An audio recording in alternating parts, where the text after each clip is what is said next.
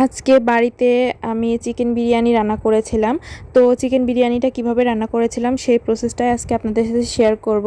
তো এখানে ফার্স্টে আমি পেঁয়াজ আর কাঁচামরিচ ভেজে নিয়েছি।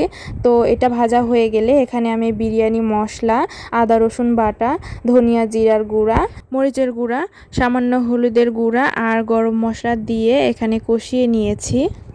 মশলাটা হালকা সামান্য পানি দিয়ে তো কষানো হয়ে গেলে এখানে আমি চিকেন দিয়ে দিয়েছি। তো এখানে আপনারা আপনাদের পছন্দ মতো চিকেনটা নিতে পারেন আর সেই সাথে মশলার পরিমাণটাও অ্যাডজাস্ট করে নিতে হবে। তো এখানে চিকেনটা আমি হালকা পানি দিয়ে কিছুক্ষণ কষিয়ে নিয়েছি। তো এখানে চিকেনটা কষানো হয়ে গেলে এই কষানো চিকেনের মধ্যে আমি এখানে দিয়ে দিয়েছি পোলাওর চাল। তো পোলাও চালটা দিয়ে আমি কিছুক্ষণ নেড়ে চেড়ে কষিয়ে নিব।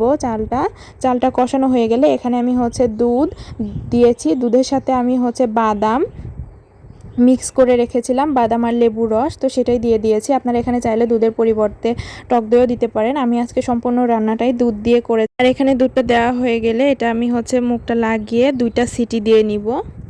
রান্নাটা কিন্তু খুব মজা হয়েছিল। আপনাদের দেখতে কেমন লাগছে ভিডিওটা কিন্তু আমাকে কমেন্ট করে জানাবেন। আর আপনারা কে কীভাবে বিরিয়ানি রান্না করেন ঘরোয়া স্টাইলে আমাকে কিন্তু চাইলে কমেন্ট করে জানাতে পারেন বা আপনাদের নিজস্ব রেসিপি দিতে পারেন। আমি কিন্তু ট্রাই করে দেখব।